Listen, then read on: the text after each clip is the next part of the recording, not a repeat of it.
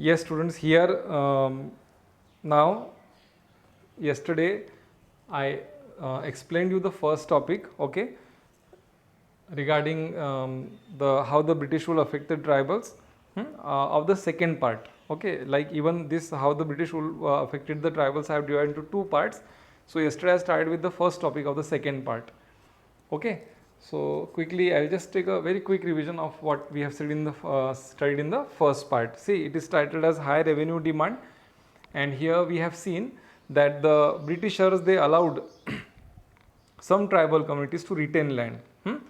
So all tribal groups, they were not deprived of their land, okay. So some were allowed, okay, to retain the land on condition. On what was the condition? That they would pay revenue to the government, okay, and the revenue fixed was very high and it was collected very strictly, and on non-payment of revenue, often the tribals were evicted of their land.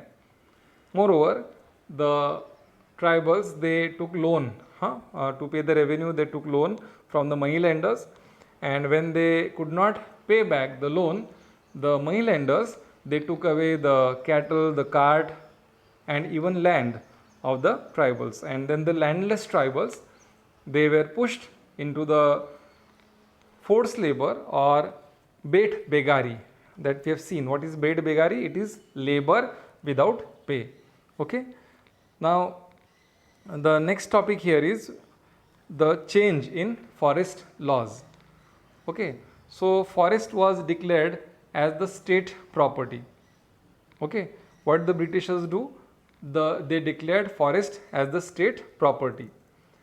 The Adivasis, the original residents, okay, of the even though original residents of the forest were prohibited from practicing shifting cultivation, okay. Now students, we are seeing the effect of the forest laws, okay.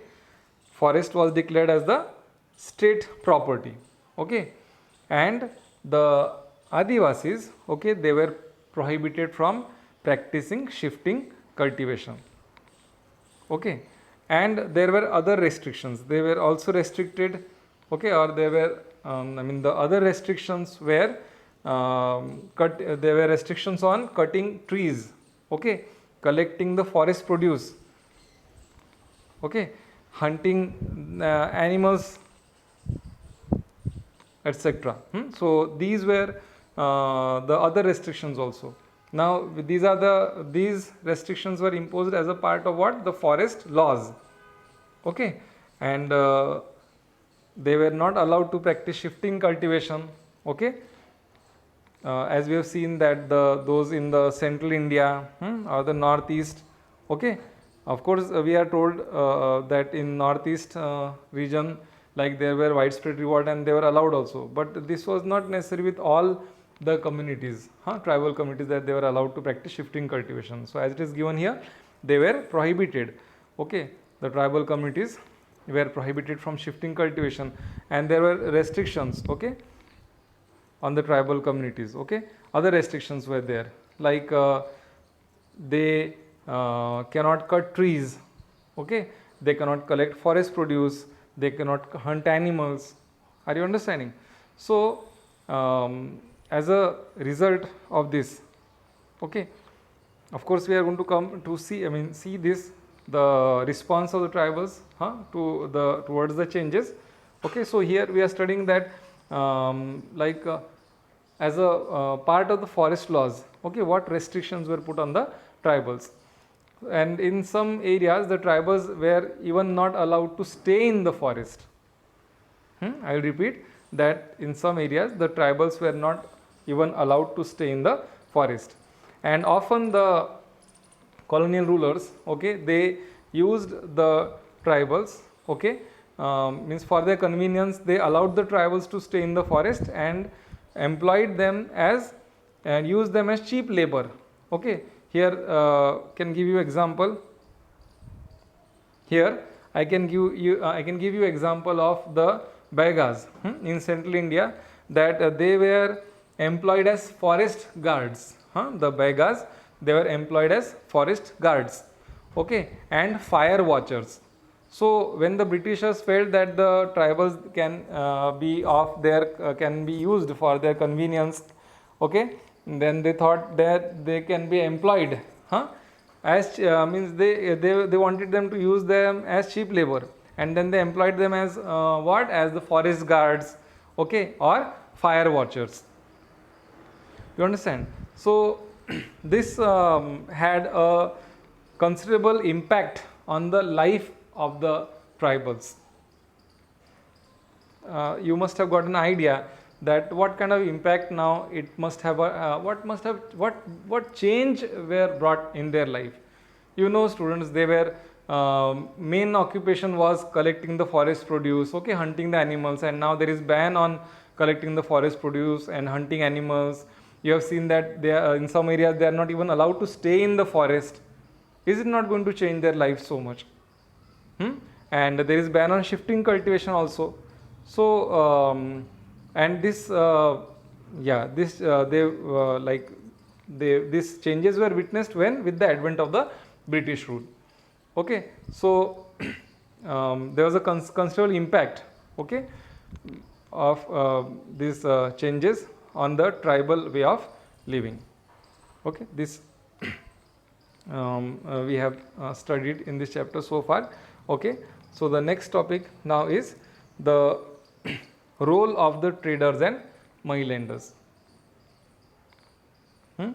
And yes, what was the reaction? Of course, I am going to tell you, we are going to have a separate topic only on this, the last topic of this chapter, that is the how the tribals responded to it, okay, or what was the effect of these changes on the tribals, okay, that we are going to study in the last part. The response of the tribals towards these changes, that we are going to study in the last part.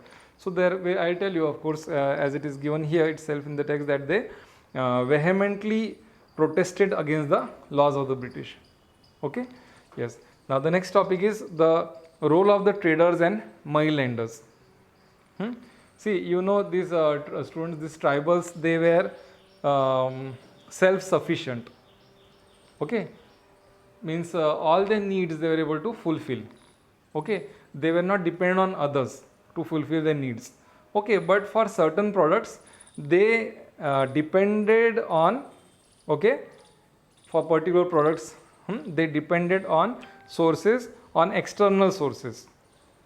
Okay, so for particular products, the tribals, they depended on external sources. Okay, that we are going to study here. See, the middlemen, the merchants, the traders, they sold the, see, when we are studying economy, there we, haven't we seen that they were bartering the valuable forest produce for essential commodities, and at times what they did, they purchased goods from the traders also. Didn't we see there?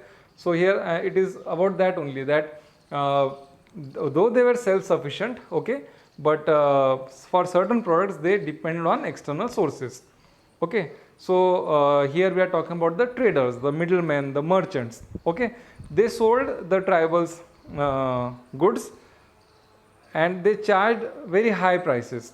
So the middlemen, the traders, okay, the merchants, they charged very high prices for the goods they sold to the tribals. Okay, and the tribals considered these men as outsiders. I repeat, the tribals considered these men as outsiders. Okay, and about the money lenders now. See, we have about them, money lenders also we have studied that they were taking, the tribals were taking loans. Okay, and on not, when they were not able to pay back the loan, the money lenders took away what? Their cattle, their cart, and even land. Okay, so here it is given that the money lenders, they cheated the tribals, and they charged very high rates of interest, and as a result the tribals, they were caught in a cycle of debt. I repeat, what happened? As a result of this, the tribals, they were caught in what? In a cycle of debt.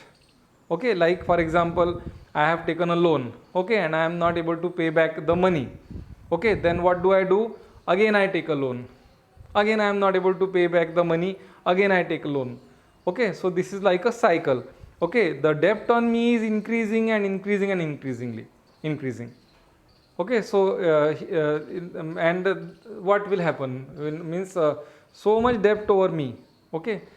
So this is what is meant, that they were caught in the cycle of debt. You understand? Yes.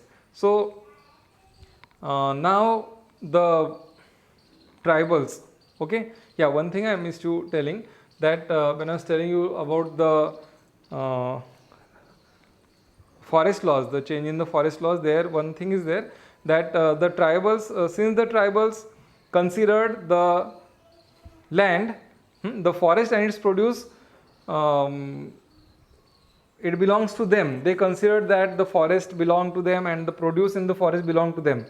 They vehemently protested against the British laws. Are you understanding the reason of why they protested? Because according to them, they considered that the forest is their land, okay, and the Britishers declared the forest as state property. Are you understanding? Okay, and then they vehemently, okay, protested against the British laws, okay. And coming back here, what I was telling you, like the this situation, okay, it led to the development of a negative situation, okay, or whatever I have told you so far, this led to a development of a negative situation, okay. And of course the effect is going to come into the last part, but here still I can give you an introduction, that the first phase of rebellion, okay, the tribals, they reacted violently, as I told you that it led to a negative to the development of a negative situation, and the tribals, they violated, they reacted violently, okay. And one example, the first phase of rebellion, that is before the revolt of 1957, students, okay, the revolt of 1857, sorry, the revolt of 1857. So before the revolt of 1857, the first phase of rebellions, first phase of rebellion against the Britishers, against the British rule, against the colonial rulers, okay, it was led by whom? Do you know? It was led by the tribal chiefs. We have studied we have studied at first only about the tribal chiefs, that they were the ones, okay, who lost their traditional forest rights. Clear? Okay. So just one part is left here, like what happened to those tribal students who went in search of work, okay, to distant regions, to far away regions, okay. See, the condition of the tribals who went to far away regions, okay, in search of work was even worse. What? Their condition was even worse. Suppose for example, here I will tell you about the those tribals who worked in at the tea estates in Assam, and the coal mines in Jharkhand. At that time it was in Bihar, okay.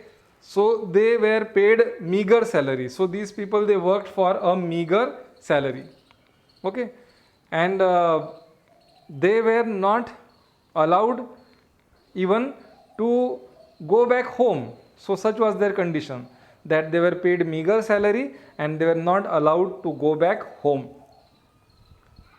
Are you understanding the situations of the tribal? Okay, and I would like to end today with one poem which you have here, okay, one song, okay. See, there was a person, okay, his name is Warrior Elvis, okay. In the 1930s he went to the land of the Begas, okay. You know about Begas now, that they lived in this is a tribal group which lived in central India.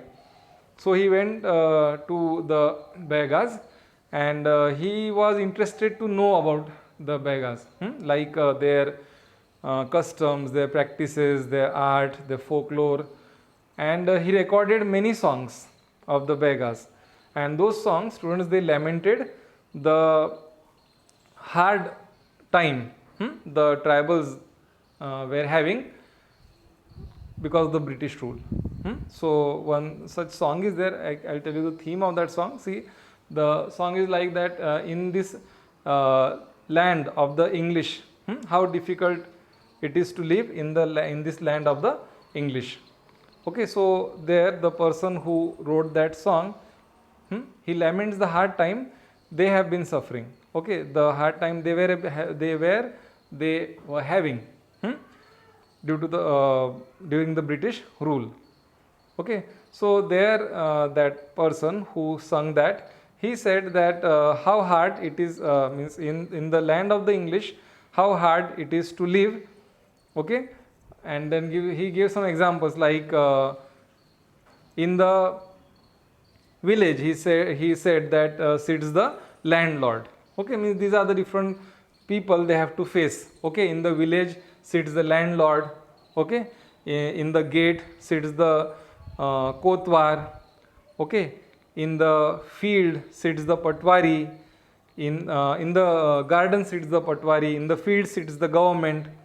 Okay, how hard it is to live. Okay, in the land of the English, how hard it is to live, to pay the cattle tax. Yes, to pay the cattle tax, they have to sell their cow. Okay, he said that to pay the cattle tax, we have to sell cow. Then to pay the forest tax, they have to sell buffalo. Okay, then to pay the land tax, they have to sell the bullock. So he is asking a question, how we are to get our food? Are you understanding? Means to pay the different taxes, we have to sell cow, we have to sell buffalo, we have to sell bullock.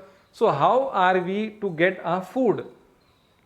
Okay, so therefore he says, in this land of the English, how difficult it is to live. Okay, so with this I take your leave. Okay, I mean I stop for today. I close the session for today, and here we end with the second topic, that is the effect of the rule of the British on the tribals. Tomorrow in the next period we will see the response of the tribals. Okay, thank you all of you.